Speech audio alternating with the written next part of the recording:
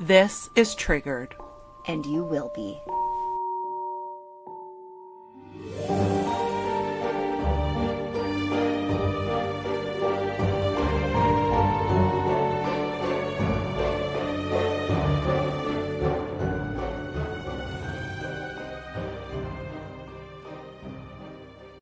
Well. It feels like we haven't done this in it, like, because you guys have to remember we do this 2 times a week for almost 2 years. And this was the first time we didn't do 2 in a week. But to be fair, sorry, but not sorry, because we're watching the Lindsay Clancy trial. And Guys, it's consuming me. It consumes less of me simply because, like, I work all week. Yeah. Ashley has days off during the week and then But works guys, on weekends. I drove yesterday. I got up. I'm like, oh God. And like, Telly lives about half an hour from me. I motor to her house, crawl into Matt's side. He goes to work. I crawl into his spot, get all cozy. And then for them to be, so I don't know if you guys are watching the trial, but I don't want people breathing when it's on. I want to watch every facial movement. I want to make fun of Humpty and Dumpty. If no one knows who I'm referring to, I'm talking about the prosecution because they drive me completely insane. I think they're, you can be a prosecutor and of course you have a job to do, but there's a way to do it without being a fucking asshole. I think they're assholes. Yeah, they're not great at it. I don't like them. I don't think they're humans. I think they're idiots. And that bow, you got the bow. Like, listen, I am not this fucking crazy, like, trend-setting, fashionable person by any stretch. But that fucking bow that she wears, no, take it off. For the love of God. I know. And I've seen things online with people saying that sometimes prosecution wears items in memorial of the victims, which is fine, but I actually find it not that at all. Like, wear a button, wear a color. Yep. For the kids, wear something that, to me, the bow is almost a mockery because Cora would wear bows because she's a child. You are a grown-ass woman. Yeah. Oh. And we don't want, listen, there's a time and place for a bow. I wear bows in March for St. Patty's Day because, yes, I'm going to do that. Listen, I think, like, I will wear, like, a little half-up bow in my hair. Yes, absolutely. I'm not a prosecutor. I'm out there fucking frolicking around town. I'm at the bar ordering a Guinness. Like, I'm allowed to have a bow in my hair. I know. Anyway, it's been quite the adventure. And yesterday was hilarious. Actually, it wasn't as bad as I thought it was going to be. I thought you were going to leave early because of the chaos in my home. Well, but you did it, and we got it. We got it in. Guys, listen. Her house, and I love every single animal, every human in that home, like my very own. But there's no peace. Like, you're not relaxing at Chantal's. It's not a relaxing environment. No. So someday we'll have a pajama party and we're going to do it at my house because even when all the kids are here and all the animals, my husband's a little disruptive because he's always like up in my shit, but it's peace. It's always peace. Yeah. No, like, that is not the vibe. My kids are quiet. And they can be very silly. Like, don't get me wrong, we're not this weird family that doesn't fuck around. No, but you have to understand that, like, yesterday there was a moment where the big dog was being attacked by the kitten. Yeah. So we had to deal with that. Then the little dog started yipping. Anyway, my daughter is playing 90s rock hits. Oh my God. It was At full that blast I from can her handle. room. We were listening to Stained. It was good. Before we begin, I am so tired. I have the menopause insomnia, so I didn't I sleep know. last night, and then the Lindsay trial and everything. And then Tyler texted me before bed, and I had just got my mind off Lindsay. And then he's like, could it be a mistrial? And I was like, You were like, and we're back. I love Here him. we go. And then Well- I start talking, and I was talking to Mike about it. And at one point, he's like, don't you have your friends to talk? Like, He's he like, doesn't know what's "Please going don't talk." on. Matt has no idea. Like yesterday, I was like, let me try to give you a really brief breakdown. And I got it within like a healthy fat paragraph. And he was like, okay, cool, thanks. And it like, I'm well aware he doesn't want to hear about it again. So I feel like Mike feels like, you know, that meme or that video, and it's like, and her sister was a witch. That's how, when I start talking about this case, I know. my whole energy ramps up and I start like popping off like a fucking lunatic. So I can't talk about it with anyone other than Telly and Tyler. It's been a Those trip. are my It's been a people. trip. All Well, right. let me tell you something. I think today will be very healthy for both of us, you especially, because we're not, no Lindsay Clancy on today's episode, because we received a suggested case in our chat from Sierra, Hi, Sierra. actually has a connection to someone in this case. So that was very interesting. And when I was looking through the suggested cases to pick one for today, I came across this one and I was like, I gotta look into this. And then when I did, let me tell you something. Okay. For those of you who don't know my day job, I'm involved in Canadian politics. This case has a politician. Okay. Amazing. Then I'm going a little bit further, and there's a family in this case that's part of the Brethren Church, and it plays a role in this case. And I'm like, was this case made for me? I know. There's a politician, there's Christianity, there's it. Anyway, so I'm going to get into it. I didn't actually know about this one before I did the research into it. There is a documentary that I watched for research. It was very interesting. And I'm super down for hearing what you think at the end. So we're going to start with Peter Ernest Edward Beckett. He was born in Hastings, New Zealand in the mid-1950s. Hastings is Hawke's Bay, fruit country, wine country, warm, coastal, and by his own telling, Peter Beckett grew up on the water and never really got off it, which is my dream, by the way. His father took him and his siblings fishing all the time. He dove, he surfed, he scuba dived. Water was not a hobby for this man. It was like part of his existence. And I got, listening to him describe his childhood, I got Moana vibes. Like I was like, oh, like where the water is just another member of your family. This is what I feel like my life was supposed to be. When we go on vacation, Oh, and usually we go with my in-laws because I need a Mhm. swimming partner. Like everyone else just wants to lay on the beach. I'm in the water. I am a swimming. mermaid. Yep. Oh, I know. Me too. Me too. And I don't normally like to talk about people's body composition, but in this case, it matters significantly. So, Peter, at the time that everything happens that we're about to get into, was 6'7" and 400 pounds. That is a big boy. This is a big boy, and I want you to keep that in the back of your mind when you're imagining all of this, because it's very important later.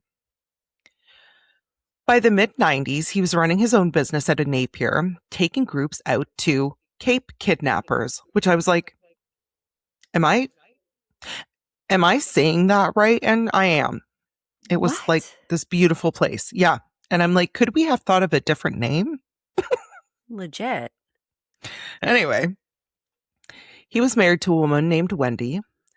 That marriage would ultimately last more than 2 decades, and they had children together. In 1998, Peter ran for Napier City Council, and he won. He campaigned as an outsider on an anti-corruption platform, which is very specific personality type, that generally does not improve once it gets into the building. After all of this happened, the New Zealand Herald went back and talked to the people who sat around that council table with him. A former mayor said he had strong views and a conspiracy mentality, which when I read that, like, I got some anxiety in my chest because that's literally a candidate I don't want. I don't want that at all. That would be me.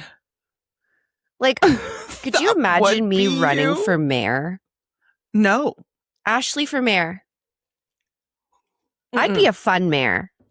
You would be the most fun. The whole city there would be a lot of turn to shit. conspiracy. Oh, I'd be like, let me tell you what I think about this. Everyone would be like, oh, this Ashley's bitch. shutting down the whole city for the Lindsay Clancy trial. Like, no one's going to work. Everyone, stay put. Tune in. There is an anecdote from that period that I think tells you more than either anybody that was around him could tell you. His fellow councillors at some point had to sit him down and confront him about a habit. At council social functions where there was council-funded liquor, he would leave with bottles of it in his pockets. I'm just going to take this and this. Which, again, not a candidate I want to be working with. Like, buddy, you are a tank of a human. People are watching you. You are noticeable. You're not you small and stealthy. Bottles out. Like, take a look in the mirror, my friend.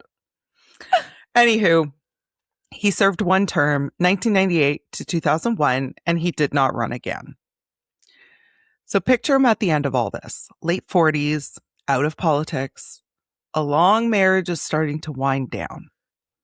He's got a tour business, very big life in a very small city. No obvious next chapter. Except he had been writing to a woman in Canada for 6 years. Like pen pals? Yeah, I'll get into it. She's like, what? All right, now we're going to go to Westlock, Alberta, about 85 kilometers north of Edmonton. Grain, canola, big flat sky, a main street you can drive in 90 seconds. Her name was Laura Letts. She taught elementary school at Pembina North Community School in a hamlet called Dap, just north of Westlock. And Sierra was a student. So our suggested case, Sierra, she knew this case because she was one of Laura's students over the years. Sierra? I know. Isn't that cool? I know. This is amazing. Okay.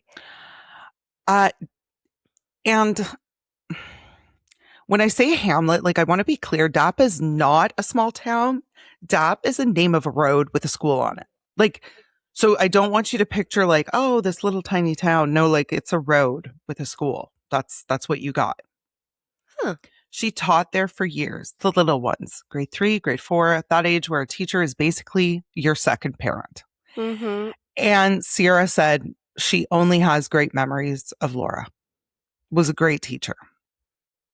In 2024, a documentary crew went up to Westlock to make a series about this case, and the director said the people there were wonderful, but it was genuinely difficult to get anybody to talk on camera because they were afraid. So this was only 2 years ago. And the local paper had the same problem. Some residents did talk, and what they said was not about the case at all. They said she was kind. She was a positive influence. She was so sweet. And the way that Peter and Laura connect is she had gone on a trip to New Zealand and she was on Peter's tour bus. Okay, so that's where Laura and Peter connect. Okay. From what I understand, her parents were Park and Beth Letts, and they were very strict Christians. Okay, so she had met a boy when she was younger that she thought was going to be her husband. They were going to ride off into the sunset, have lots of babies, et cetera, et cetera, et cetera. And that relationship fell apart. And it almost seems like she went to New Zealand by herself as a find yourself trip. That's a good place to go. Like an eat, pray, love thing. Okay. She was heartbroken. She didn't know how she was going to recover from this. Went, saw Peter. They started flirting. Peter says that the first night he met her, they were chatting in the bus and they had a great day. And he was talking about a New Zealand specific food. And he was like, actually, I'm going to make it for dinner. And she was like, oh my God, I would love to try that. And he invited her over for dinner that night. With his wife? Yeah. Well, no. Okay. So him and his wife, their marriage was kind of crumbling. So I don't know for sure if she was living with him at that time or if he had an apartment. But he was in his interviews, he says he remembers thinking did I just invite a stranger over to my house for dinner? Yeah. And but their friendship bloomed. So here's the thing. I love meeting people when I travel. That's something that I really enjoy doing. And I always meet people and it's always a thing. But if I'm alone and some man is come to my home. No, I will not, sir. That's crazy. That's very unsafe. Laura, no, it's not safe. Okay, I know. But anyway, she did it. She thought it was good. And initially, there was an attraction, but initially it was more like pen pals, you said. Like a friendship. She was writing to him, telling him about life in Canada. He was talking about the ocean and his experience at whatever. So I do want to clarify, he was still married at the time when they met in 95. Okay. But it wasn't good. It wasn't good. They were having issues. And this isn't a triangle love story situation at all. It sounds like his wife was kind of whatever, go find Canadian girl. Great. Yeah. So 1995, they met. 1998, he is elected. Around 2001 or 2002, his marriage officially ends. That's the full break. They're divorced. His council term is over and he decides he's going to go to Canada. Because why not? Now, but we do have to remember, him and Laura had been communicating back and forth for 6 or 7 years. And at one point in their communication, it did become love. It became a love interest. Okay. This is not a fling. This is a thing. Put that on a shirt. This is not a fling. It's a thing. No, don't. No. So he moved to Westlock around 2002. And I felt so bad for Peter because can you imagine growing up on the edge of the ocean? And then ending up in the middle of Alberta? Alberta's beautiful. But there's no water in Westlock. No, there's no. I mean, I have to say, when I go to see my parents, and I haven't in quite some time, but I always have this sense of peace in Alberta. There's just, I don't know, it's beautiful, but I need the water. Yeah, I know. Me too. I love lakes. Anyway, in June 2003, they got married at a local inn. 125 guests.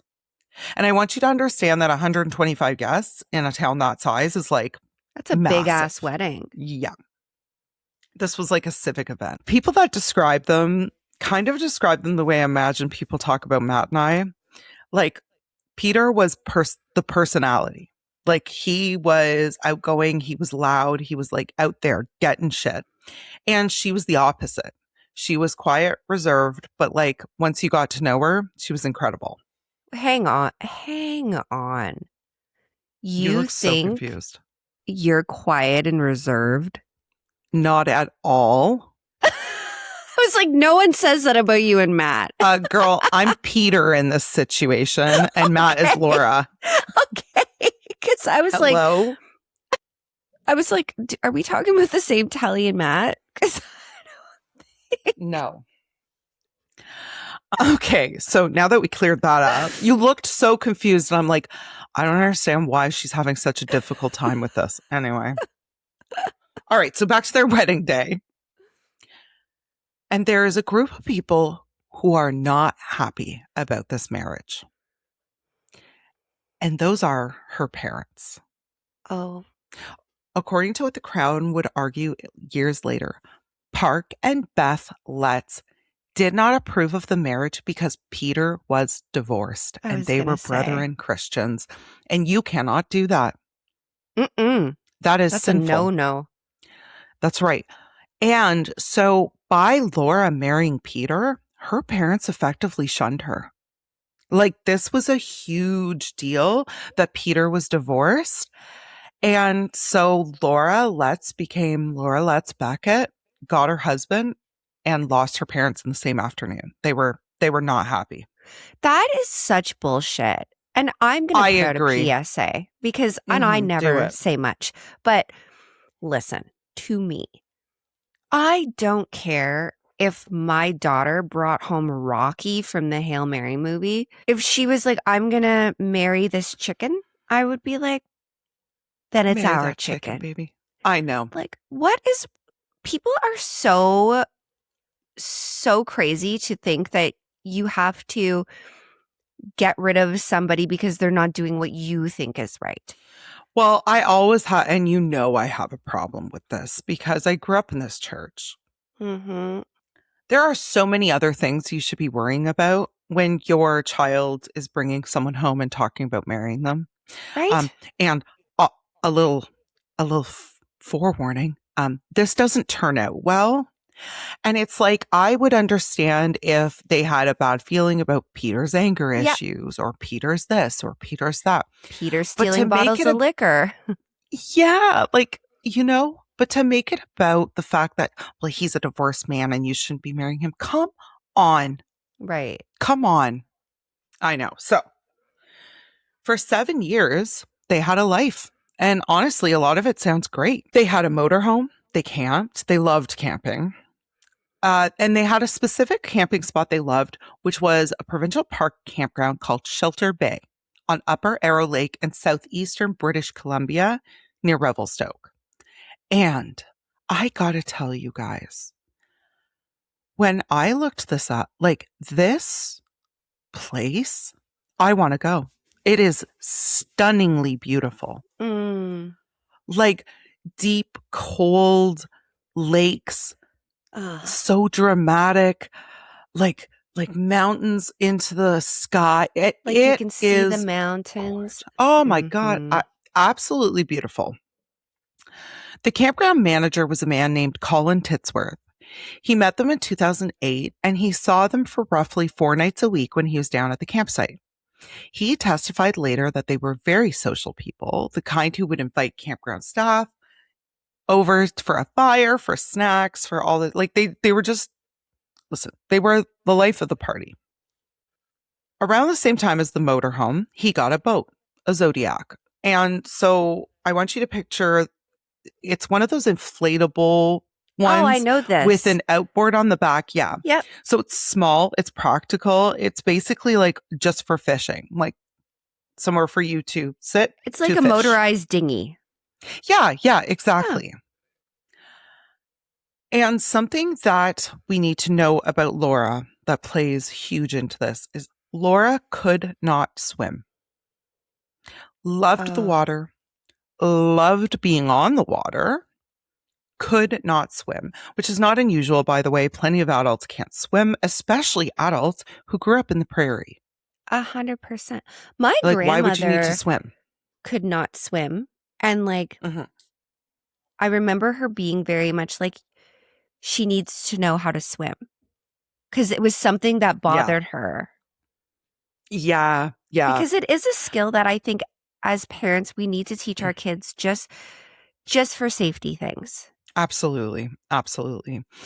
I remember when my daughter and her dad had their first pool and she was in swimming lessons.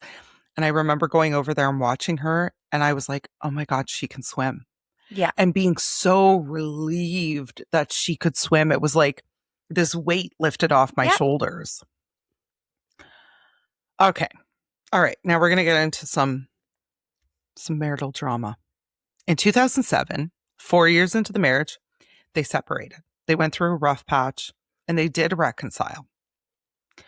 In that same period, so while they were separated, they were going through whatever they were going through. In 2007, Laura wrote in a diary about having suicidal thoughts. I'm going to handle this carefully because this is a real woman's private pain. Mm-hmm. Okay. It does get used later as litigation. And I always have a hard time with this, guys. But it is there. Obviously, she didn't intend for anybody to ever see it, but it does exist. Now, she is in her 40s, I'm guessing? In 2007, yeah, she would have been almost 50. Yeah. Mm-hmm. And actually, statistically, if we're going to talk suicidal thoughts, women are most likely to have suicidal thoughts or, follow through with suicide in their 40s and 50s because of menopause, hormones, all kinds of factors. A lot of people, go through the empty nest syndrome. Like, there's just a lot. Well, and we have to remember too that even though Laura had bucked against how she was raised, a lot of your identity rests in your husband. Yep. You are his wife. So if they were going through a hard time, a rough patch, and they separated, that would play on her deeply. Yes. Like deeply, deeply. So keep that all in mind. In 2007, Laura had a new will drawn up as well. Witnesses interviewed for the 2024 documentary allege that Laura suffered physical and psychological abuse from Peter after they were married. Okay. Oh. There aren't a ton of witnesses, but the ones that there are said that it was happening. Those are allegations. They were never established in a standing verdict, but they are on the record.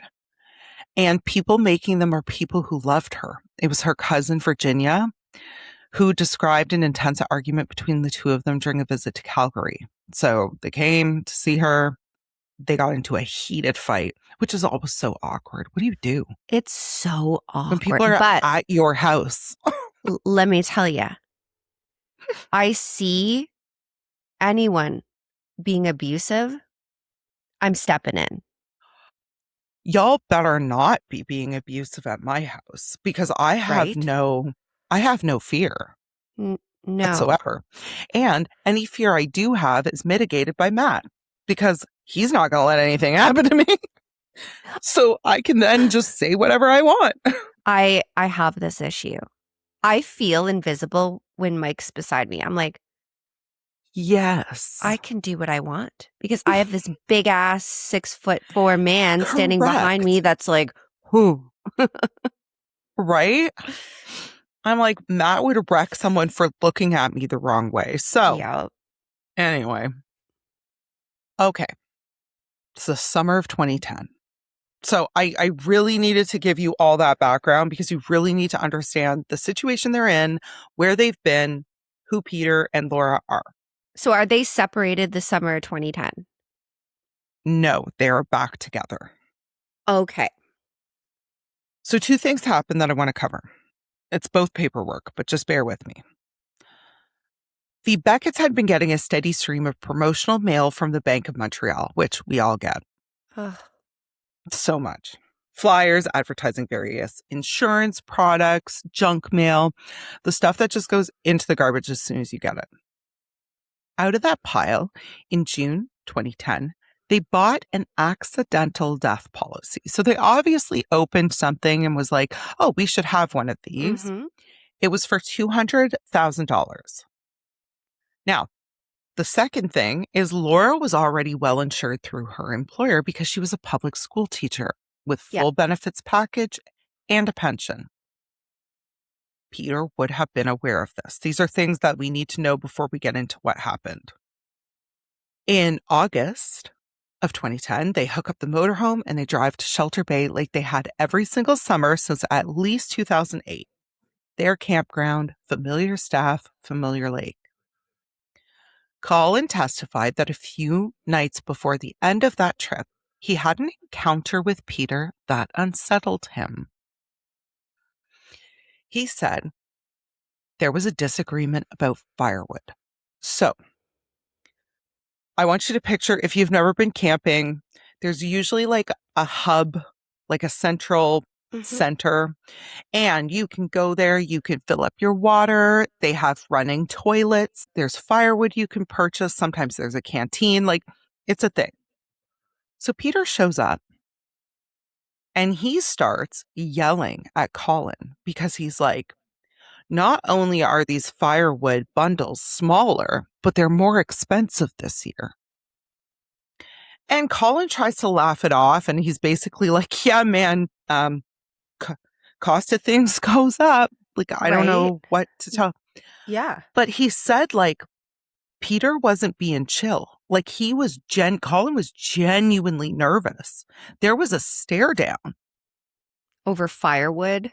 Over firewood. I'm like, sir, you don't need to be that upset about that. Yeah, it's not that deep.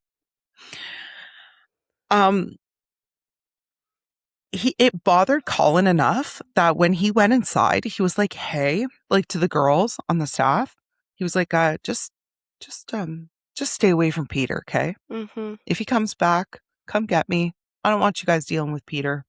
Something weird just happened. Now, the appeal court eventually said that piece of evidence was worthless, but I do think that it paints a picture of the state that Peter was in. Here's the thing. How is that worthless? This is essentially giving like a bird's eye into what was happening in the background. Well, Ashley, as we know, because we are tits deep into the Lindsay Clancy trial, things that should make sense don't. So, okay. The day it all happened, it was hot. Properly hot, like Mountain Valley in August hot. And here's the day as Peter Beckett described it to the police within hours. And I'm giving it to you in this order because his order becomes the entire case. Okay. He said, he woke up at 5 a.m. He went out fishing alone in the Zodiac at 5:30. He came back, visited with another camper. Laura was then up, and he and Laura drove into Revelstoke and ran errands. She wanted to shop, grab a couple groceries. They came back to the campground. They had lunch. They had sex. And then sometime before 4 o'clock, the two of them took the Zodiac out on the lake. She sat at the bow of the boat. So that's the front.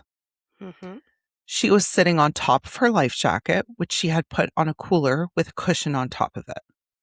And she was holding an open sun umbrella. And I have to just pause for a second before we get into what goes on here.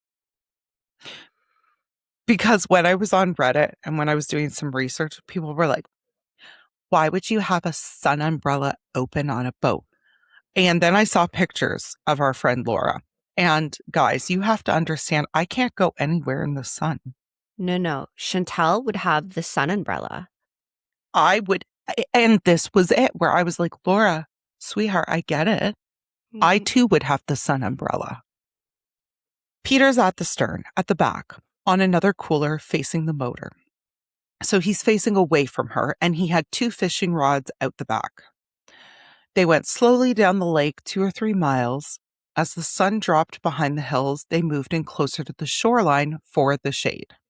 So now it's getting really bright, hot sun. So they're like, oh, we'll move closer to the shoreline where the mountains kind of give us some shade. Laura said, my back is really sore to Peter. And then Peter heard a splash. He turned and Laura and the umbrella were going over the side.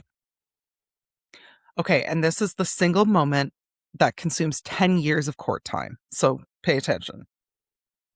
And I almost I want you guys to close your eyes unless you're driving. Please don't do that. Close your eyes and picture this whole scene.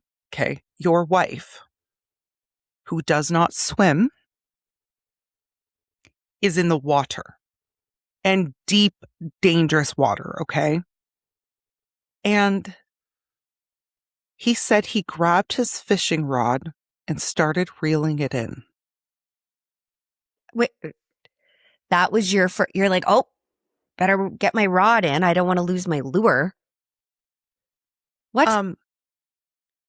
He called it a stupid fisherman's instinct. Wait, it gets worse.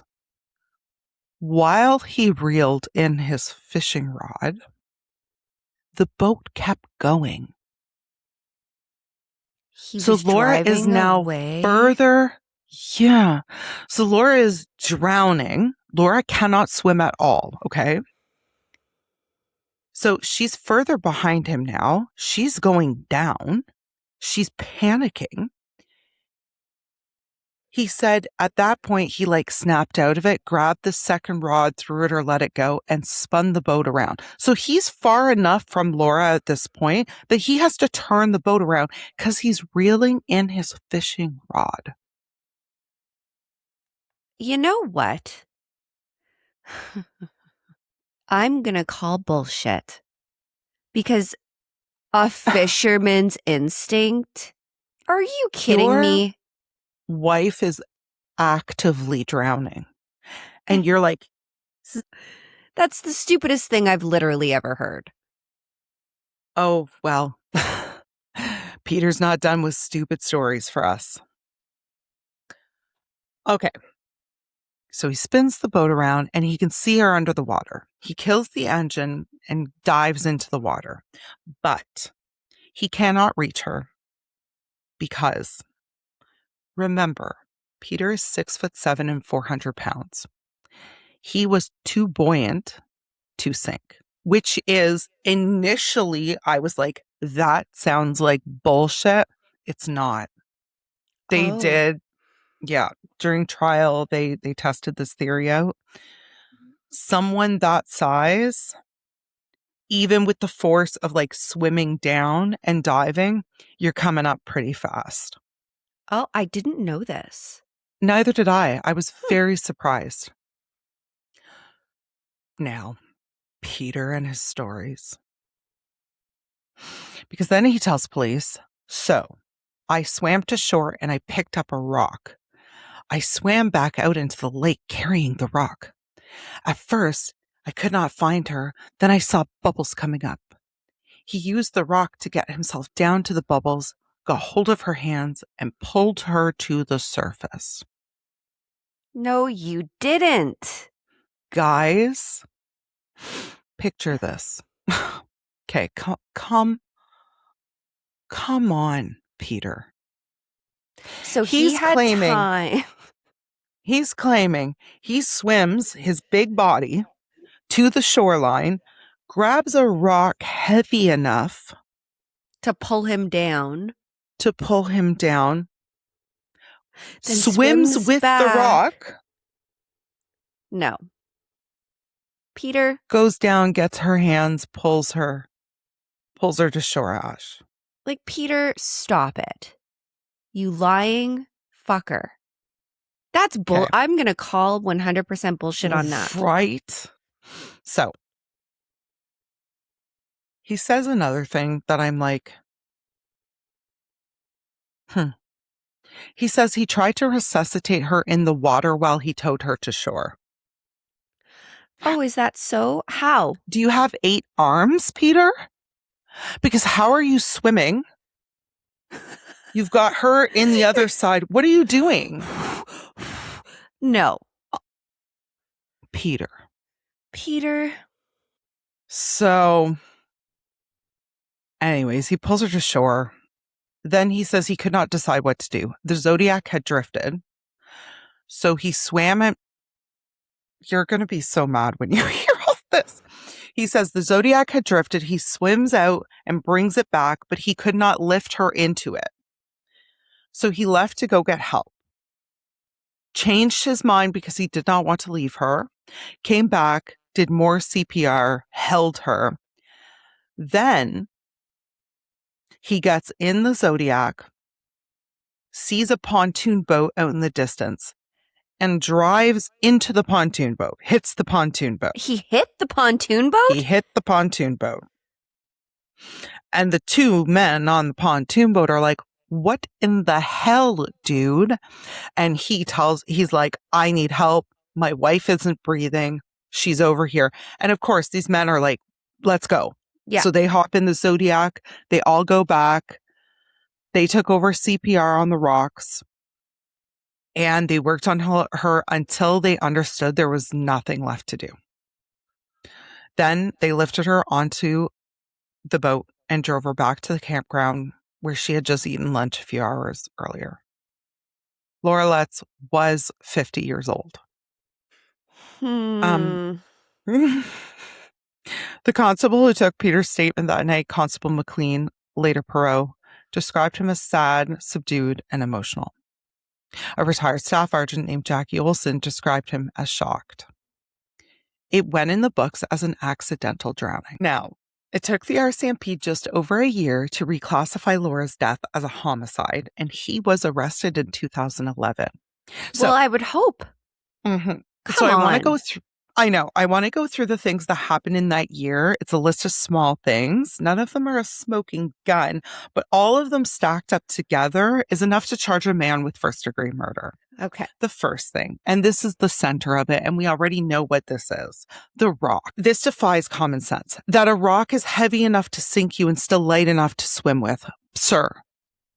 And so the prosecution's argument was he had to lie about the rock because he lied about the rescue because there was no rescue. He did this on purpose. Second, the fishing rod. And we've already covered this. Your wife who cannot swim has fallen into the lake and your first act is line management? Reeling in your line? Come on, Pete. Even if, and here's the thing, even if the initial thing is like, oh my God, and you start to reel it in, as soon as your brain makes the connection that, oh my God, Laura's in the water, oh my God, Laura can't swim, you're dropping it. Come on. Okay. Like, I am trying to think, okay, what would make me not react instantly? And there is nothing. You have, I will excuse about 1.2 seconds where your brain catches up with the trauma that's occurring. Okay. And then you don't have an excuse. I'm sorry. Next, the insurance. Remember, they had just like a month before this happened, taken out accidental death coverage. Looking suspicious. The will. In the fall of 2010, weeks after the funeral, Peter Beckett walked into Laura's lawyer's office in Westlock and wanted to see Laura's will. Barlow testified that he stepped out of the room briefly and came back to find Peter going through a file containing papers belonging to Laura's elderly parents. Why? Yeah, looks not good. Looks real bad. The next spring, Barlow said Beckett phoned him about the wills and he was very unhappy. His concern, which came up at trial, was that Laura's will had been altered by her parents. There was evidence that Peter believed that when Park and Beth Letts died, he was entitled to Laura's share of the estate through her, even though she had died first. No, that's not And how that works. I don't think that's how that works. No. I was like, I'm not aware of this. I didn't think that was how it works. No. Now, if she had, obviously, if she had inherited it and that inheritance was in, and she got it during their marriage, sure. Her parents were still alive. And he's like, I just want to make sure when they go, I'm getting a chunk of that. No, Peter. No. They didn't even like you, Peter. Also, her portion gets split up between her siblings, of which there were a few. So, get fucked. And they anyway hated you. Like, okay, you're gonna love this. You're gonna love this so much. This was probably, and there's always like something stupid that happens in a case where you're just like, oh my God. Okay, Google Earth. There was evidence that Peter Beckett had become preoccupied with how Google Earth worked. Get ready. Specifically, whether it recorded. Oh, he didn't know. So he became obsessed with finding out if there was a recording of what happened that day. So he thought the entire world was on like CCTV, like it was a live stream. Which I was like, oh, Peter. And I mean, I don't know. I just feel like in 2010, I knew that Google Earth wasn't recording us live. The entire world. You could just zoom in on anyone. Like, no. I mean, I feel like that will come someday. Sure, but we're not there yet. We're not there. Anyway. The lead investigator, RCMP Major Crime Sergeant Terry Jacklin, said something years later in the documentary that I think is the most honest summary anyone has ever offered about Peter Beckett. He said, he did not know when Peter Beckett was telling the truth and when he was not. Oh. So I watched like Peter's whole interview and I can see it. Okay. I can see it. He's a good actor. And it's very difficult to separate like what is actual grief and what is actual heartache and what is actual shock from what I imagine is not. He was a politician. I know. And that was my thing. I'm like, he knew how to do this, guys. Don't take what he's saying for. Anyway, I don't want to get in trouble. I lose my job. We're like, so they're like, well, unemployed. We heard you say some shit. Comes up. Yeah, we heard you say some shit on your little podcast. Anyway. Okay, now I've been holding on to something that I wanted to save for the end. 8 days after Laura drowned, remember her cousin Virginia? Mm-hmm. She walked into a police station. She told them at some point before her death, Laura had confided in her about some of the fights that her and Peter were having. Okay. And she had told Virginia something Peter had said, not in a shouted fight, not angrily, said to her. According to the affidavit, he told her, this is how you're going to die. Let me tell you. You are going to drown. You will not know where. You will not know when, but you're going to know how. And she still went on a boat with him? I know, but you know what though? And again, I really did, while I was learning about Laura, I really did feel for her because again, she grew up in a family, like I went through this in my first marriage.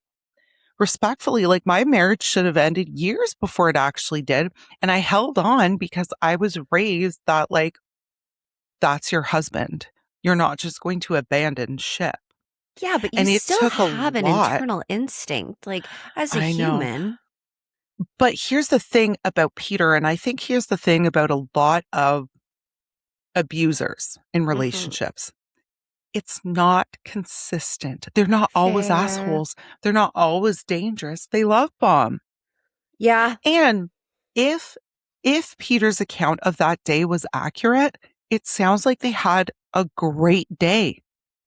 They went shopping, they went had into town, they sex. had sex, they had Yeah. lunch, they visited with people. Like, It was a good day, yeah. you know? Okay. I want to go But through maybe the I rest would of put this. on I would probably still put on my life jacket. I know. And I feel like she had it Hindsight. underneath her thinking, Yeah. if ever we were in trouble, This I would just poor throw it on. girl. I know. Fuck this guy. I know. Okay. Now, I want to go through this part very quickly because I don't think Peter is an innocent man, but this was the defense's thing. Okay. There is no crime scene. There was no forensic evidence that a crime occurred at all. No bruise pattern, no defensive wound, no mark on the boat, no witness, no confession. But that infuriated me because I'm like, she couldn't swim. He didn't have to cause bruises. He literally just had to get her over the boat. Which he could do if he just gunned the motor really quickly, like it jolted her. Yes, yes. Okay, 2. He never claimed the accidental death insurance. He never filed a claim. He didn't? No. But I know with like my insurance, he might not have been able to because there's a certain, when you take out accidental insurance on somebody, there is a period, like it's usually like 60 to 90 days where you can't claim it or I even know, put but in a he claim. wasn't He was arrested eligible? for a year. Yeah. Of course. It was No, I know that, but they initially it was can't die within a classified. month. Like Oh, if I you see take what out you mean. insurance, it's like Mm, null and void until like say 90 days because okay, otherwise okay. mhm. Well, I don't know the details of that, but I'd be curious to know about that. mhm. But also then if he did take out that insurance, why wouldn't he just wait? Yeah, why wouldn't you wait? Right? So there are holes. And this was the whole thing with the defense. The defense was like, no. They did use the diary entry in court Okay. because their argument was Beckett's position. Basically, Peter was like, he either fell or she just let go. I don't think she's committing suicide like that because it's so unreliable. If you get to the point where you're like, okay, I'm ready to die, you want to make sure that you're doing it in a way that you're going to die without question.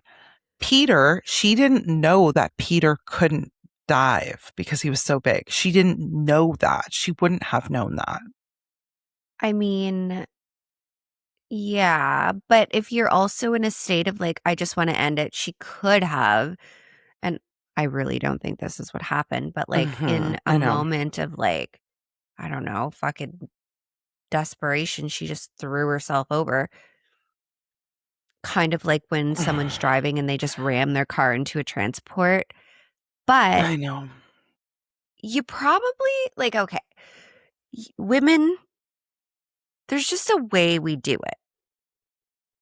And you're not gonna, if you can't swim, you would probably have a fear of water in a sense, right? Because that's something that What you an know awful that, way to die. Yeah. yeah, it's a painful way to die. Drowning Yes. isn't like, No, it's not quick. no. You suffer for a while. I know. Yeah. I know. Anyway, all this to say, there was a hung jury. Well, yeah. And I think the line that reached the point where there was a hung jury was the defense said, imagine being found guilty of murder simply because you were present for the death of your spouse, which really, if we're looking at evidence, that's all we have. True. Everything around it doesn't look good. But the actual rock hard evidence that we have is he was just there for it. Acted a complete fool. Yep. But that doesn't mean you're committing murder. No, stupidity doesn't equal murderer. Right? But. Okay. Oh, I'm so glad you said but, because there's one more thing I need to tell you about before we try to wrap this up. While Peter Beckett was awaiting trial, he did the single most damaging thing anyone has ever done to their own defense. On July 13th, 2012, at Fraser Regional Correctional Center, he was put in a cell with a man named Robert Anderson. 3 days later, Anderson was moved, but by then, according to Anderson, they were friends. They talked every day. Bros. Anderson testified that Beckett raised, more than once, the idea of paying him a retainer. And Anderson told the jury what the retainer was for. It was to take care of witnesses. He said Beckett kept going on about how they could live lavish lifestyles on the outside. He specifically raised the two of them relocating to Costa Rica. Besties. There were no witnesses to this crime, though. Or is he talking about, like, people who were... Get ready, because he named them. Oh. He said, so Anderson said that Peter told him that if things were handled accordingly in his case, there was a lot of money coming his way. Then on August 4th, 2012, an unexpected canteen package arrived for Anderson from Beckett. Junk food, various items. Anderson had to explain to the jury that canteen is the currency in prison. Yeah. And the bags kept coming weekly. Anderson wrote to the lead RCMP investigator. They opened a 4-month investigation and called it Project E-Peddler. On December 10th, 2012, they arrested Peter Beckett inside the Surrey pretrial center and charged him with counseling to commit murder because Peter had given Anderson 5 names of people he needed to be killed. Give me the names, girl. Give me the names. Park Letts, Laura's father. Mm-hmm. Beth Letts, Laura's mother. Mm-hmm. Sergeant Terry Jacqueline, the officer who investigated her death. Raymond Barlow, her lawyer. And Virginia Lyons Friesen, the cousin. Every single person who could hurt him, including 2 people in their 80s, I might add. He's such an idiot, though, because even if the in-laws died, he's still not getting the money. You lunatic. So, I know. Nobody was harmed, and those 5 charges never actually went to trial. Not because they fell apart, because of delay. The Jordan ceiling, which is the Supreme Court rule capping how long a case can sit before it runs out, which drives me insane in this country. But here we are. There were 2 trials. Trial 1, Kamloops, 2016, 4.5 years after his arrest, 4 months long. And Peter represented himself. And there's a part of this that I need to tell you. So, like, he got into shouting matches with Crown prosecutors and just thought he was, like, the smartest thing in the world. Yeah. And this, like, breaks my heart because he was able to cross-examine her family, which is awful and should not be allowed. It should not be allowed. It's like if... I know. No. Ash. Okay, remember. 6'7", 400 pounds. At one point, during the first trial, he performed a Maori haka in the courtroom. A what? A haka? Oh my God. You don't? I don't know what that is. I don't think our listeners are going to know what the fuck that is either. Maybe we need to explain to our listeners what that is. Okay, guys. So what you missed was me showing Ashley a Maori haka dance, which is a cultural thing. It's a Maori culture thing. It's a very animated dance full of emotion, full of raw human power. Okay. Okay, So before look we it up. continue, Chantel looked at me like I had 15 heads and I said, they're not going to know what that is because I don't know what that is. So please she let goes- us know if you know. Like, I've never heard of that. How would I know that? Our New Zealanders listeners will. I'm obsessed with watching haka dance. And I'm so sorry if I'm saying it wrong. I probably am. I'm obsessed with watching them. I think they're so beautiful. They happen at like weddings and ceremonies and funerals and all sorts of. I think it is. Guys, she was like, they're going to know. How do you not know? I need to know. I want everyone who doesn't know to fucking come up here because I can't be the only. If I'm the only one, then I will eat shit. But like, I need to know. Yeah, I need. Please, guys, we need to know if you. Before I explained it, if you know what a Maori haka dance is, please let us know. Maybe we'll do a poll because yeah, let's do a poll. I've known, like, I don't remember a time in my life when I didn't know about this.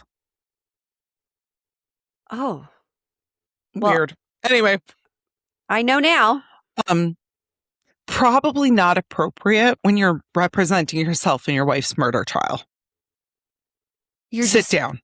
Breaking out and dance. Yeah. So No. trial 2 was in Kelowna, August to September 2017. Because the first trial, it was a hung jury and it was a mistrial. So basically reporting at the time said that it came down to a single voice. That was like, no. Trial 2, 2017, new city, new strategy. This time he had a lawyer, which was probably a good move. I think so. This time he did not testify. This time he didn't dance. No dancing. And this time the Crown built the whole thing on Peter Beckett's own statement to police from the night she died because it was weird. It was weird, guys. We see a lot of like strange behavior. This one was strange. On September 15th, 2017, the jury convicted him of first-degree murder. First degree? Mm-hmm. That's very rare. No parole for 25 years. Days before the verdict, he had been stabbed by another inmate at Okanagan Correctional Center. 3 years later, the BC Court of Appeal did take the conviction apart. In Canadian law, there's a difference between a story a jury believes and a story a jury finds was deliberately invented. A disbelieved story is worth nothing. It just disappears. But a story proven to be deliberately fabricated can be used as evidence that the accused knew he was guilty. Which I know is a lot of like legalese, but that's basically the thing. And to get from one to the other, the Crown needs separate, independent evidence that he made it up. You cannot use the same evidence twice. Okay. The trial judge let the jury make that leap anyway in his trial. Oh. So the appeal court took that apart in about one paragraph. Mm-hmm. Look at what the officer actually asked him. They said the officer asked him to describe from the moment they woke up everything that took place. You cannot ask a man to tell you everything, receive everything, and then call the everything suspicious. So that was basically what the whole appeal rested on. The day wasn't suspicious. What was suspicious was his big fucking heroic ordeal where he grabbed a rock like he's fucking the Hulk and swam out. Like, no. But this is, you know what? When I saw this, I was like, yeah, this is Canada. This is exactly what we deal with. We see this every single day. Because the court also threw out the firewood argument. That was not allowed. The friend's impressions of the marriage, not allowed. Oh. And a Crown argument that a letter Beckett wrote to the bank asking what kind of insurance he even had was a deliberate contrivance to divert suspicion. That reasoning, the court said, starts by assuming he is guilty and works backwards, which you can't do. No. No. But at the same time, it's suspicious. Mm-hmm. And if you take Absolutely. all of the things that they didn't allow into court, that paints a pretty clear picture of what happened here. Yeah. That is not allowed in a Canadian court, Ash. No. Common sense, we're not doing that in Canada. No. We don't have that. So basically, the Crown's case was not strong. It just wasn't. So they ordered a third trial, but they attached a note to it saying, a very real question arises as to whether a third trial is in the interests of justice, while acknowledging that decision belongs to the Crown. That is an appeal court saying, please stop. Yeah. So December 18th, 2020, he got bail. He walked out a few days before Christmas after more than 9 years inside. The Crown went to the Supreme Court of Canada anyway. And on April 29th, 2021, the court declined to hear it. They were like, there's no reasons that we would be doing this. On June 21st, 2021, in a brief hearing in Kamloops, the Crown stayed the first-degree murder charge. Beckett was not there. He was not represented. A stay is not an acquittal. So remember that. That matters. A stay is not saying he did not do it. It's the system saying it's not going to ask the question again. We're done with this question. Don't bring it up again. Like, I think of it as like, you know, when the kids are like, can I have a sleepover? No. Can I have a sleepover? No. Yeah. And you get to the point where you're like, if you ask me for a sleepover one more fucking time. Yeah. Right? That's basically what's happening here is they're like, no. So no verdict, no answer, no third trial. And then he went out and he lived a life. He sued a man for the return of a motorhome he said he had been wrongly sold, seeking $200,000 in damages. This guy just doesn't stop, eh? Like, I know. Like, sir? I know. He did receive a life insurance payout connected to Laura's death. The amount was never disclosed, so we don't know what that was. But the documentary put the figure at possibly $664,000, which is a lot of fucking money, guys. That is a lot of money. He began collecting Laura's teacher's pension, which is because he was entitled to it, which was about $38,000 a year for the rest of his life. I hate this guy. He bought a catamaran, moved to Central America, and chartered it. Do you think you'd ever be back on the water again? Wouldn't that be traumatic enough? I mean, it would be traumatic, but I'd be back on the water. I don't know. Are you getting on a catamaran with this man? No. I'm sorry. I don't mean to be rude. I would take one look at Peter and be like, you're not going to be able to save me. But apparently he can, Chantal. He just needs a rock. So on Monday in February 2025, in Livingston, Guatemala, Peter Beckett died. He was 68. He had kidney problems and a leg infection. Whatever he knew went with him. This poor girl. I know. And she looks like such a sweet lady. Honestly, like she just, when I pictured her, like when I first saw a picture of her and she was in the class, like I pictured her in the classroom with like grade students. And I was just like, oh, she would have been like just the dream teacher. Sweet. Yeah. Yeah. Well, ma'am, I appreciate this story. Sierra, I appreciate you letting us know. Yes. Thank you so much for suggesting this case. Guys, if you have a case that you want to hear our unhinged opinion on, let us know. You can shoot us an email. You can shoot us a message on social media or join our Discord. And we're glad to be back. This felt kind of good being back in the saddle. Yeah, it's our routine, so it felt weird. It was very weird. Very weird. Also, the case that I'm going to be covering was recommended not in our messages, but by one of my clients. Ooh, I'm excited. So I was like, girl, I'll do great. it. I'm not going to say who it was because client confidentiality. Oh, yeah. Let's not talk about that. But girl, this one will You be know. for you. You know who you are. Also, guys, I know it's late this month. And honestly, this is why we never put a date on when our No. bonuses would be released, because it's just been one of those crazy months that we needed a break. Summer's needed hard. to chill.